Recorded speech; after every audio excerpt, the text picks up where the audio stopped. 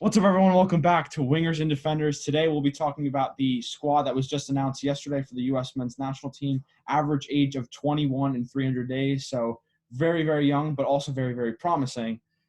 Joe, I don't know why your camera's moving, but Oh, I was shaking Jake my will leg. start. That explains it. Jake, how you doing? Doing great. Looking forward to this Arsenal game today. Manchester United just lost to Istanbul. Today. Had a howler at the beginning. Joe, you're stealing the howlers from Joe. Tomorrow, but United lost today to Istanbul, and I'm very happy about that. Twitter is just amazing, and I'm looking forward to our match tomorrow. Joe? Hi, everyone. Thank you again for tuning in. Here we go, Steelers, baby. Here we go. Undefeated so far. So we're looking good right now, man. I'm happy. All right, so and I said it before. We'll just bounce around on this because why not? So, as we just mentioned before, 21 and 300 days. That's a very young squad against, I believe it's Panama and Wales. So those are two teams. I guess we'll see if Gareth Bale plays for Wales, but let's hope Ben Davies plays so we could score a lot on them. Yeah, sure.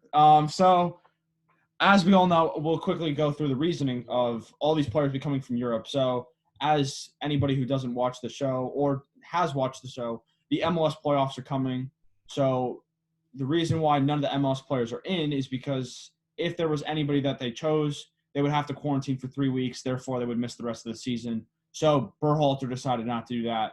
And either you have thoughts on that? Because, I mean, we're going to get to see a lot of young talent that we honestly have never seen. Most of these guys have had made no caps for the U.S. men's national team. So, Jake, I'll start off with you. What do you think of having no MLS players, I guess? I'm not too bothered by it. I don't think that the quality of the talent drops that much, even though we're not going to be having MLS players in it. I would have liked to see it, but I understand why it's being done this way. But the quality of the players at the younger age group is still very good anyways. So I'm not too worried about that at all. I think at least friendlies or these qualifiers for anything. Friendlies, yep. Yeah, exactly. This isn't meant to be anything. This is just almost like a showcase. I think friendlies are a good way to just showcase talent for your country, and I think a good way to do that is through the youth. So I'm not opposed to this at all. Joe, your thoughts? My thoughts are this is a good thing. Screw the MLS players. We want international players. It's better for us. It's better. They have better training over there, better facilities, better competition. It's going to make the team better. I mean, I think this is also better because it's finally going to force the team to use these players. I think there's a little bit of a bias a little bit against some of these international players who are playing overseas. They wanted to stay with the older veteran MLS players. But the time is now, baby. The time is now. Let's get to it. Let's get to it, baby. Yeah, so, I mean, we're losing a lot of players from the last generation, certainly. I think Michael Bradley, Josie Altidore, they might be available. We don't know. Brad Guzan, who plays at Atlanta United, might still be in. We don't know, honestly, because, well, for example, Guzan, we don't know about the goalkeeper situation because the number one supposedly for us is Zach Steffen, who is not going to play a single game for Manchester City. I don't know why he didn't go out on loan, but that's for another day. But the first name that comes off the page for me, and we can discuss this, is Giovanni Reyna. I mean, 17 years old. He's flying for Dortmund right now. He's playing in almost every game, Bundesliga and Champions League. Joe, I know you're high on him. I'm sure Jake's high on him. Joe, I'll start off with you. What do you think he can provide for the U.S. men's national team moving forward? Well, he's a very creative player. I'm also going to find out if he's Italian or not. That's going to be very important. What? I have a bias towards Italian players, so we'll see if he's Italian. I don't know if he is, but we'll see. He's just a creative player. He can score goals. It'll be nice number 10 in the midfield. I mean, I know they like to play Christian Pulisic there sometimes, but with Reyna, I feel like he's more of a 10, more of a pure 10. And I feel like that'd be great being able to put Pulisic on the wings. So I think he's a great talent. Probably the best 10 since I don't even know one. Maybe if you want to call Donovan a 10 since him. And I don't know if you really can call Donovan a 10. Or Clint Dempsey, but Clint Dempsey was more of an 8. So Jake, your thoughts on Reyna? High ceiling, obviously going through the same system that Christian Pulisic went through in the last couple of years, so we know how well that turned out for Pulisic. And I think his game isn't Pulisic. I know he's listed on the U.S. men's national team website as a forward, but I think he'll probably tuck into the midfield probably. I don't see him playing on the wings or as a striker. He'll probably play as an 8. I don't know if he'll be a free 10, but I can definitely see him being an 8, kind of controlling the midfield. And he has a high ceiling, obviously. Love to see him in England eventually. I think he'll be really, really good in England depending on where he goes. And he's killing it for Dortmund this season as well. So I'd love to see him in the team. I haven't watched him play for this is his first senior call-up, I believe. I haven't seen him play at any other level. Yeah, he hasn't played once for the U.S. men's national team. Yeah, and I haven't seen him play at any other level. I've only seen him play in the Bundesliga with Dortmund, so I'm interested to see him at the senior level. So I look forward to it for sure. Yeah, no, we saw in the game against Lazio, which was match week 1, he's assisted a Haaland goal who's flying. That's also a remarkable player. But those two guys have linked up very well. My generational talent. That's my generational talent. Yeah, you did say in a previous video that he's coming to Spurs, right? All right, actually, let's shift topics real quick. No, don't shift it. How many generational talents are there in the world right now? And who? I think 2 for sure. I think 2 for sure. Maybe 3. 2 for sure. Go ahead. Names? Haaland and Mbappe for sure. But is that the same kind of? We think of it like how do we define that? Is it the same generation, or They're definitely the same generation? Yeah. So Haaland and Mbappe. I'm not sold on Sancho completely yet. Not yet. He's not generational, no. I think he can be, but he's not there yet, though. Yeah. I don't know how many more other than those two. I know. Trent used to get shouts. I'm not ready to put Trent a generational. Though. I'm sorry. He needs to get a little bit better defensively before I can commit. He's close. Offensive right back, yeah, definitely. Yeah, in that sense, sure. He's revolutionized the position, and he's won the most you can win in his position at his age. So people say Mason Greenwood. No. I don't think so. Not too early. People say Foden. I don't know. That one's a good shout. I think there's possible. Pep Guardiola thinks he's the best youngster he's ever coached, and he coached Messi. So I think it's possible. All right, let's shift gears. And let's go back. Possible. Okay, let's just move back to the U.S. Topic. Saka, Loki. Okay, Saka. Okay, well, that's for another day. Okay, well, so you mentioned Reyna and then transitioning Pulisic maybe onto the wing. Unfortunately, we will not get to see him most likely in these friendlies. Picked up another injury in warm-ups against Burnley this weekend prior to the game, was taken out of the starting lineup, and now is injured again. So he will be out. I believe it was – no, it's not a shock to me. I think it was 4 to 6 weeks is the diagnosis for I think it's a hamstring, I believe it was, which – we said it before the show. Joe's not concerned about Pulisic's injuries, I believe. Right, Joe? I'm putting on my paper foil hat. Sean Dyche shot Pulisic before the game to get him so he wouldn't play. Or he kicked his hamstring in. Something happened. It's a conspiracy. It's a conspiracy. Another day of weird takes from Joe. Okay, can you actually give us an actual in-depth answer on your perception of Pulisic, because you seem to. What do I think? When he's healthy, he's a top 5 winger in England. Top 5 winger in England. I think that's fair. I go Son at 1, Mane. Okay, we don't need Salah. Sterling, Rashford. Not probably 6 then. Probably 6. Sure. Because it goes Son, Mane, Salah. Okay, no, we get it. Sterling, Rashford, and then we understand. He's good. Right. We know. No, he's cool. That's he's very good. He's very good. Okay. He's very good. We get it. So you're not? Are you concerned about the injuries, Joe? I'm a little concerned about injuries. Is he going to be one of those players who is like a glass cannon almost? So. Kind of like Bale. Yeah, it's concerning because both those players are not generational talents, but are insanely talented players. But if they can't get on the pitch, how talented are they? Or how often do they get to showcase their talent? Also, this beard looking fire on camera. Anyway, he's the replacement to Eden Hazard at Chelsea, and I kind of find it interesting. Both of those players in that position are having injury problems as well. Hazard just came back from his injury and scored on the weekend for Real Madrid and didn't score in the last Champions League match yesterday, I believe, against Inter Milan.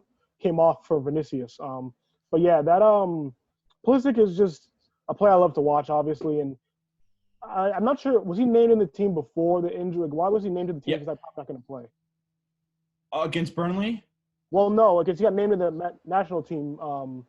Oh, I don't. That's a great question. Maybe they just didn't know about the diagnosis of how long it was going to be. Maybe they thought it was just like a 1 week or 2 weeks thing. I guess I don't know. Yeah, Maybe they'll take him out of the squad. I'm not sure. Maybe they want to rehab with him.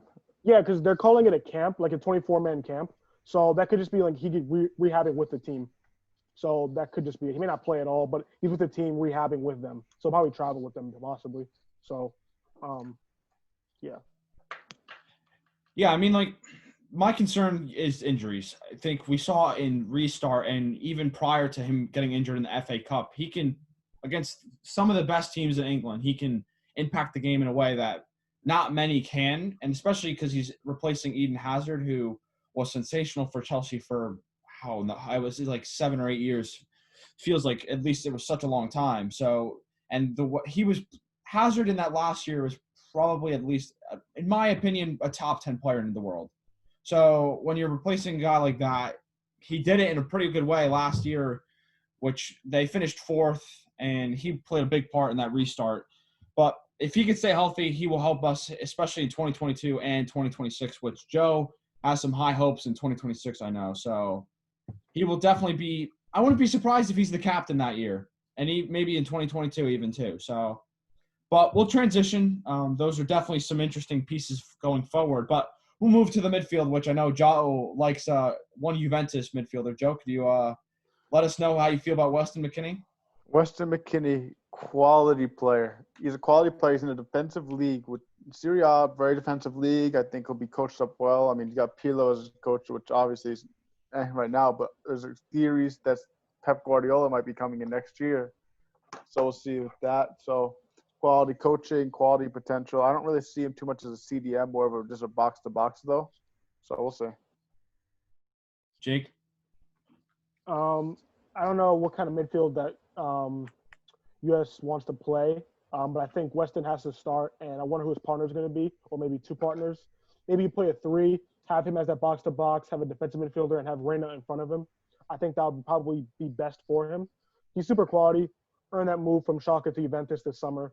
High-quality player. I don't know how much his playing time is getting in Juventus. I know he played earlier in the season. He got COVID, so he came back this weekend and then came off the bench today in the Champions League as well.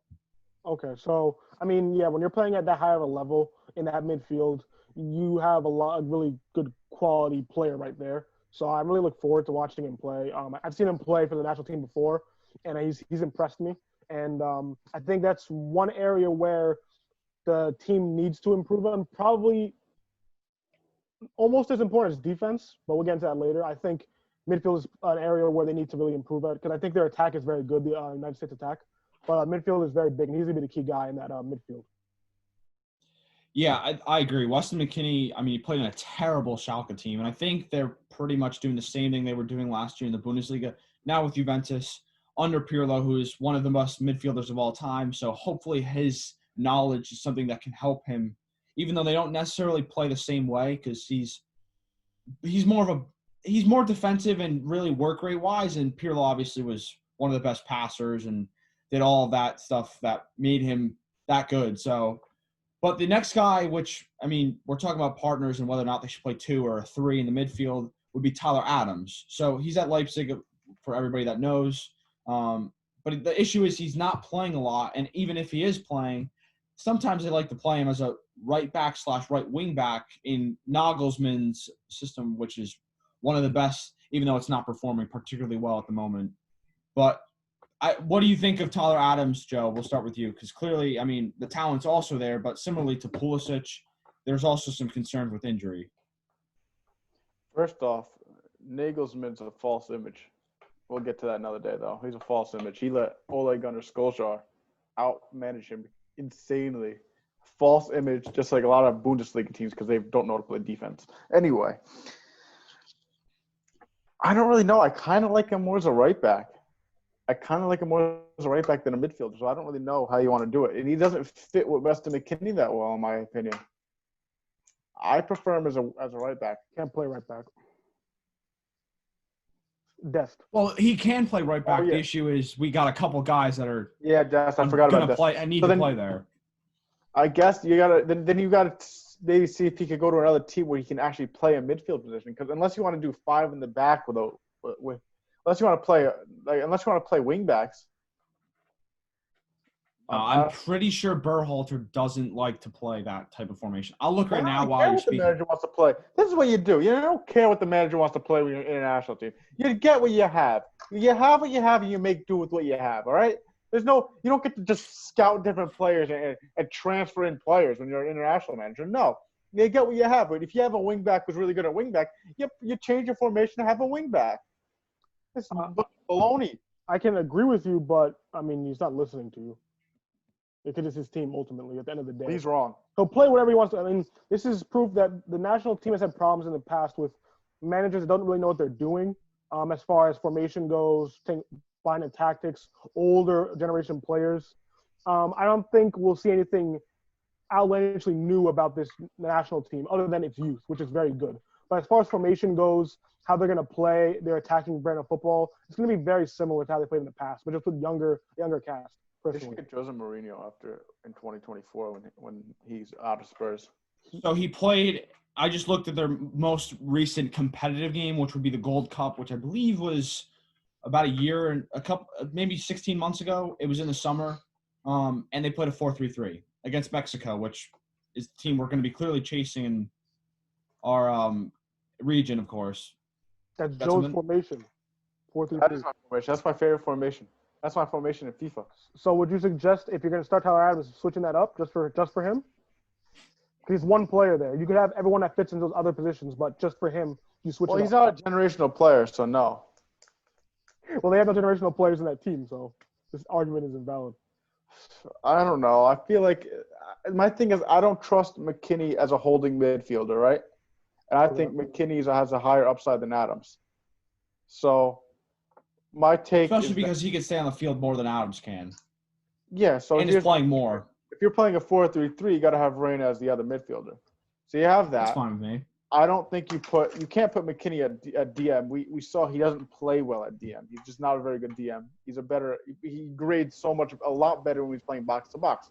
So you play Reina as more of a box to box, more attacking side, full box to box McKinney. Then where does Adams fit in? Because he's not a DM. So then I guess you use him off the bench, maybe? I don't know. Maybe you use him in a situation where you start Dest at right back, and then you bring in Adams if you need a goal late on the game and you need some attacks, maybe? I mean, it's an interesting question because how does he fit to this team? I mean, the problem is I don't know what he's going to do right now because he literally does not play for Leipzig at all. They play Sabitzer over him, Kevin Campbell, who I believe still is at the club. They have a couple other guys that just play over him, so he never plays. So, and the last time we saw him was when he scored in the Champions League. I believe it was the quarterfinal to get them to play PSG, which was from right back because he had come on and then brought himself forward. So I don't know. It's an interesting question because I just looked at the game against Mexico in, I believe it was 2019, and I think Michael Bradley was playing as the holding midfielder where McKinney was playing as a box-to-box next to him. So that's interesting because I don't know where Tyler Adams fits. And I mean, I think we need him because, I mean, as looking at these other guys that were brought in, I don't really know what they play like other than the guy from Valencia, which we could transition to right now. We don't know about Tyler Adams, but we'll move on to an interesting guy, which Joe was talking about before. Joe, could you let us know who is coming for us from Valencia? 1 second. It's what's his name? You want me to say Yunus Musa? Yunus Musa, an under 18 England captain. He said, "Screw those Tories. We're coming to America. Let's go. We got it. 2026 is ours." Never heard of more American sentence ever than that. So let me just quickly clarify, Joe. This does not mean he is guaranteed to represent us going forward because it's a friendly. It's not actually a game that matters. So he could just test the waters, not like Berhalter system, and then next thing you know, he's back with for England, or he also can represent Ghana, I believe, is the other country, which I believe his family is from. So, but since Joe is just giving us an interesting answer, Jake, could you let us know what you think?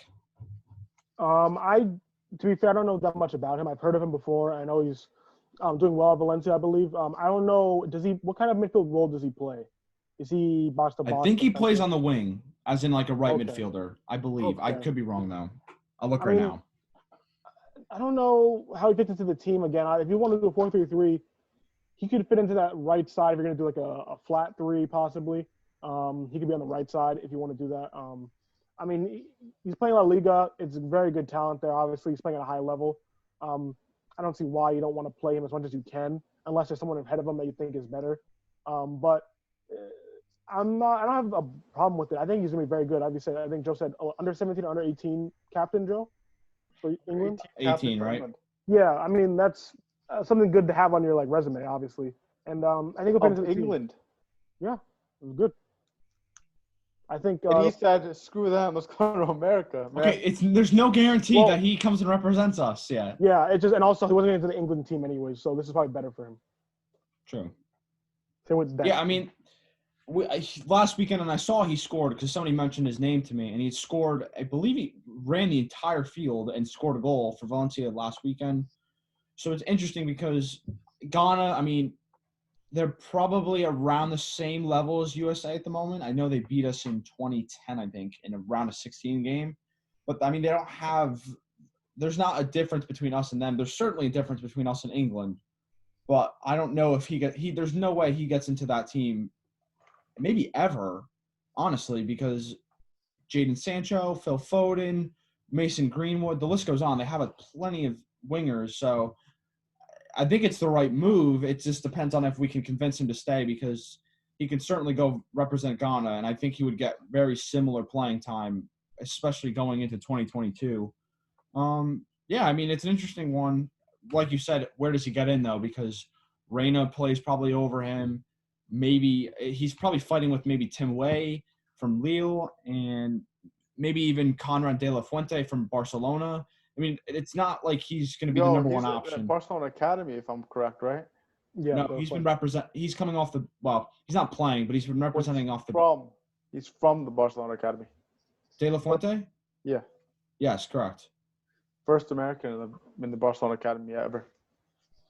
Yeah, no, it's an interesting one because I don't think he's actually played for the first team for Barcelona yet, but I think he's been on the bench in every Champions League game so far. So I don't know. The attack is definitely not our problem, which Jake mentioned before. I mean, the midfield and the defense is probably more concerning, especially because we have Pulisic, Reina, even Sargent, who's playing pretty well at Werder Bremen. But we'll move on to the defense because that's definitely the biggest concern, at least going for me. While we do have Sergino Dest, Anthony Robertson, who's playing for Fulham, is a solid piece. Even Chris Richard for Bayern is pretty solid as well. But Jake, what do you think the biggest concern is for us? I mean, I think at right back we're good. We can have as best as we can get with Dest. That's our best possible right back position. I think even Adams is not going to – if you want to play right back for Adams, he's not going to start over Dest. So I think that's fine. It's the two center backs and a left back and a keeper that I'm worried about. I think Steph has a lot of potential. Like you said, Christian, he's playing behind Ederson at City and will not probably get any minutes this year because Ederson plays every game essentially. And then center back positions, I mean, they have John Brooks there, Matt Miazga also there, former Chelsea as well. Tim Ream. Again, 33 years old. Do these guys their names jump out to you at all? Like, do you think this is like a World Cup knockout stage team as far as defense? So they need to either develop talent at center back position and left back, or they have to. They have to develop further. Obviously, that's the biggest question mark for me. I think midfield potential, attack, they're nearly there. They have almost as good as you can get, but defense and goalkeeping they need help in because I think the right side is settled. I think Dest is going to be able to get up and down the wing pretty well. Obviously, Barcelona player now, very good player. But as far as center backs goes, where's security going on the defense? I think we'll be exposed a lot if we have older center backs playing there. I think it's time for discussion about the lack of quality in just the world of center backs. I mean, there's just center backs right now. It's just poor all around, especially in England. Laporte is a top 5 center back in the league, which is shocking because he's awful. Who? I don't think he's awful, but Laporte. he's not. He shouldn't be top 5, or he shouldn't be. People say he's That's top an 3. interesting question. I Like, think how many good center backs can you really say there are right now? the quality of center backs has gone down in Virgil, Sergio Ramos. Varane looks terrible. This is a great question, honestly, because we're seeing it with Joe Gomez, and the two situations that come to mind for me when you talk about a guy that when he doesn't have the star center back next to him, he plays terribly. Joe Gomez and Rafael Varane. Real Madrid looks terrible. I mean, they gave up 3 goals with the snap of the Harry finger Maguire. against. Harry Maguire used to get shouts for top 10 center backs. That's a great question, Joe, because honestly, There's not that many good center backs out right now. No, there isn't. I think that's a fact. I think if you're looking at it objectively, No. that's true.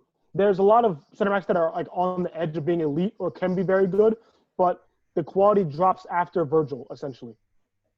After Virgil, I mean, even Upamecano, Koulibaly, those are guys that are big in Europe, but we don't know how really good they are because neither of their teams perform in Europe very well. Or do they win their leagues? No, they don't.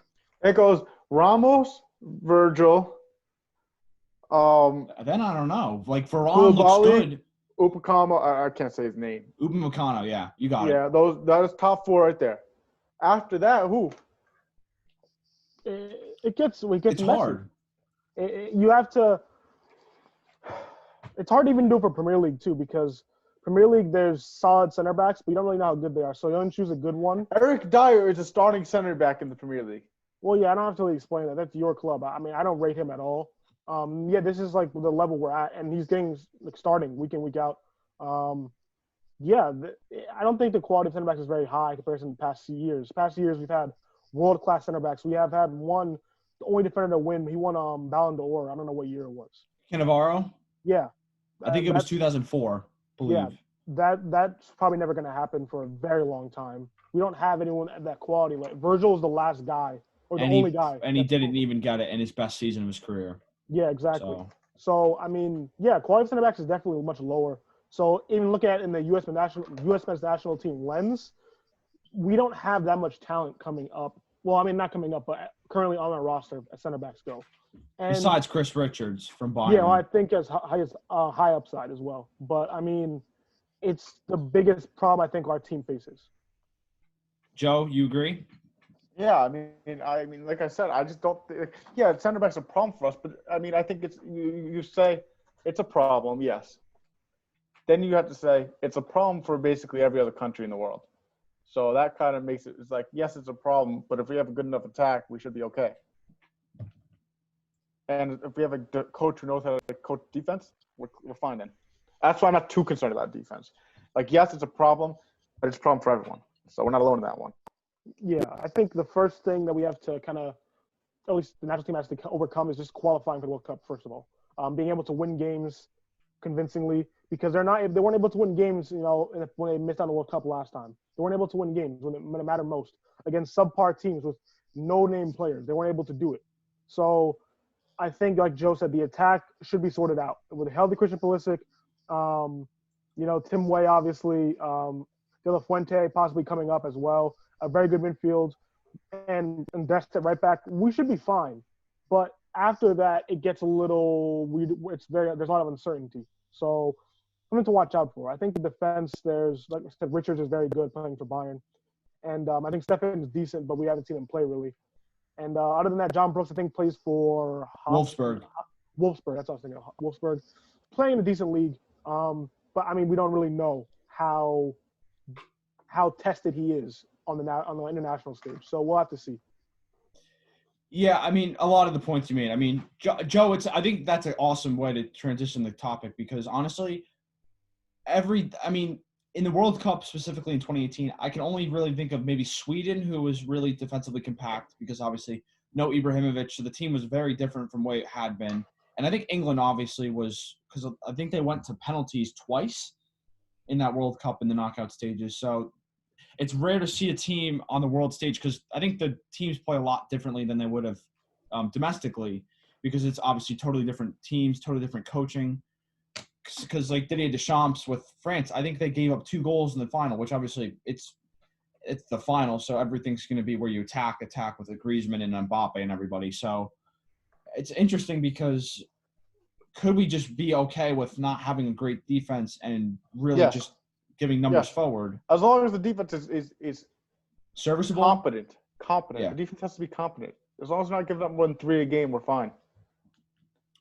So do With you Gio think Reyna supplying Pulisic, we should be fine. I agree with the most part because honestly, Tim Ream's 33, not going to be relevant past 2022, even if he's relevant. And he's playing for Fulham, which we all know as 3 people who watch the Premier League day in, day out is Fulham's not a great team. So it's not like he's going to improve. Anthony Robertson, who's at Fulham as well, is playing left back, who's playing every week pretty much, but he's playing over Joe Bryan, who actually is surprising me, honestly, because Joe Bryan scored twice against Brentford in the championship final to get back to the Premier League. So that's interesting. But I think the only guy which Jake mentioned is Sergino Dest, which is pretty much a lock because while we do have Reggie Cannon, who now has moved to, I believe, Belgium, but Tyler Adams is not going to play over him. It's not even his natural position. But the only guy I personally find that has a lot of talent that's coming out of Europe is Chris Richards, which we've mentioned. But we'll move on to the last part, which I know we've already talked about a little bit, which is goalkeeper. Do you think – we'll start off with you, Jake. Do you think Zach Steffen needs to leave if he wants to improve? Because clearly he's not going to play over Ederson anytime soon. Yeah, I think it's if he wants to retain his number 1 spot as a U.S. men's national team goalkeeper, he has to. I could see Horvath taking his spot, playing for Bruges, playing in the Champions League. That's good quality right there. I mean, he's playing for City, which is good, but he's not getting any minutes for them. So eventually, over time, if he continues to stay behind Ederson, Horvath, other keepers coming up will take his spot. I think Steffen should be the number 1 choice. I'm not sure about that fully. But yeah, I think he needs to either go out on loan somewhere, prove himself, and then I think he'll just earn himself a good move somewhere decent. I don't think he'll become a starter at City. I think City is going to be really into Ederson for a while until he's not that guy anymore, which I don't think he'll be for a while. And then Guardiola or whoever's in charge will look a different direction for a very, very qualified keeper. So Steffen wants to improve and his career and just like his overall play, he has to move on from City eventually. Before I get to you, Joe, I just want to mention he's already 25 years old. So there's not much time for him to go and say, let me improve, because once he gets over 30, it's going to be hard for him difficult to become a good enough keeper where you can put him in the conversation as, I don't even know, top 20, maybe top 20, 30 in the world. I mean, he's not even anywhere near that. He's a backup. And the only team in Europe he played for was Fortuna Düsseldorf last year in Germany, which they were terrible. I believe they went down to Bundesliga 2. I mean, Joe, do you have any thoughts? I mean, the only other keeper before I get to you, the only other guy that they brought on this trip is, I don't even know how to pronounce his name, but he's from Leicester. I didn't even know, honestly, because he's probably the third striker. I think Steffen needs a loan or needs to go somewhere else to get playing time. But again, as long as he's getting playing time in practice, we'll see how he does. We'll see how he looks out there. Horvath might actually start because he's the only one starting in the Champions League for all the he started the first game, I believe, but that was only because Mignolet was not available. So now Mignolet played today, and I think match week 2 as well. So it's interesting. I would probably still play him because of the experience-wise, rather than 2 guys that are playing for Premier League clubs but are on the bench all the time. That's what I would say. But Steffen, even though he's 25, I think you said, keepers are good because they have longevity. They can play till they're like 40, to be honest. But yeah, once you hit a certain age, you're not really going to improve much. So I get what you're saying there. Yeah, so, well, before we end this, obviously the team we're looking to challenge in our conference, or CONCACAF especially, is definitely Mexico. Joe, how are you feeling about this team compared to the likes of Raul Jimenez, Chucky Lozano, and those type of people?